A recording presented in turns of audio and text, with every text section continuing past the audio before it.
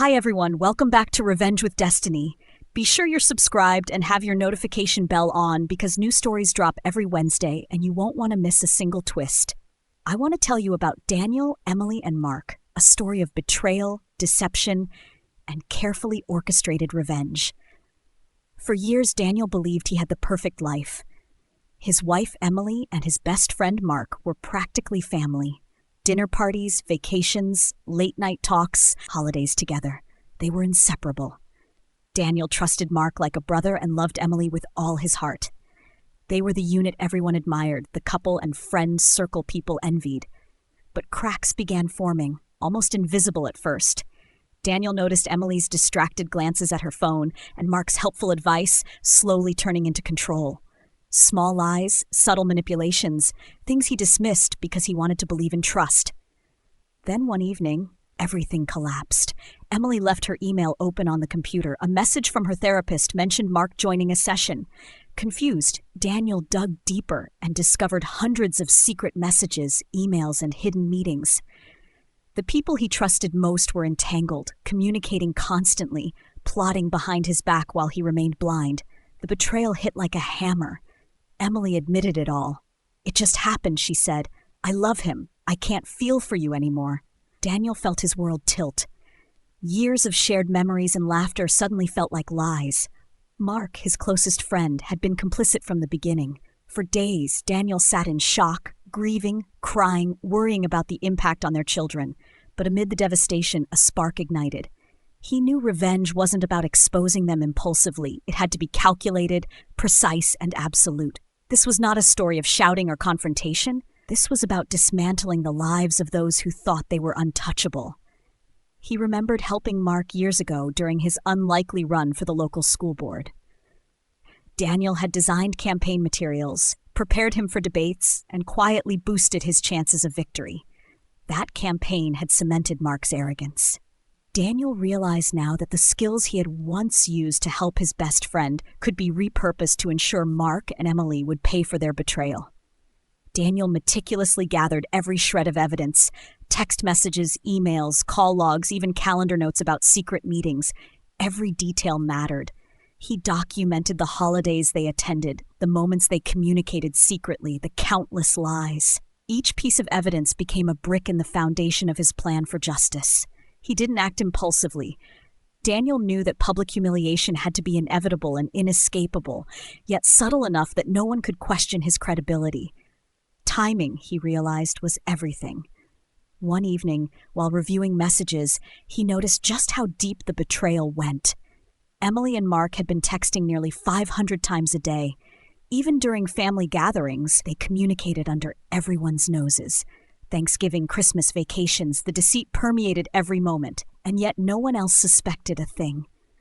Daniel imagined the perfect scenario, a public setting, undeniable facts, a calculated reveal that would leave Emily and Mark stunned, humiliated, unable to reclaim their reputations. He would let them believe their secret was safe, then orchestrate the moment of reckoning. He created the persona of a furious friend, a fictional character who might appear at a board meeting to expose the affair. He shared just enough of this story with Emily to plant anxiety, keeping the details vague. Mark, confident as always, dismissed it, but the seed of fear was planted. Meanwhile, Daniel perfected the timeline of texts, emails, and secret interactions. Every record was indisputable, every date, time, and piece of evidence meticulously documented. He imagined the board, the superintendent, and the public watching the truth unfold, unable to ignore it. Mark began to crack first. Fear overtook arrogance. He preemptively admitted the affair to the board, hoping for leniency. The superintendent, a longtime friend of both, quickly recommended his resignation. Humiliation struck hard. Mark, a social figure in the community, became isolated, unable to escape the consequences. Emily's administrative promotion evaporated. Despite her skills, credentials, and years of preparation, the political fallout from the affair destroyed her prospects. Daniel watched silently, knowing justice had been served. Weeks passed. The affair became public. The small town buzzed with rumors. Mark retreated from social life, barely leaving his home. Emily's reputation suffered a devastating blow, and Daniel, he had orchestrated the perfect revenge, no lies, no exaggeration. just the truth revealed at exactly the right moment. Daniel didn't gloat. Watching them crumble quietly, seeing their influence slip away while he remained composed, was satisfaction enough. Revenge wasn't cruelty. It was precision, patience, and timing. Then came the subtle aftermath. Colleagues and community members whispered about Emily's sudden career derailment. Mark became invisible in social circles he had once dominated. Daniel had transformed Betrayal into a masterclass in quiet, unyielding justice. One afternoon, Daniel walked through his home neighborhood and noticed the empty yard where Mark once mowed. He imagined the conversations, the whispered apologies, the panic they both must have felt.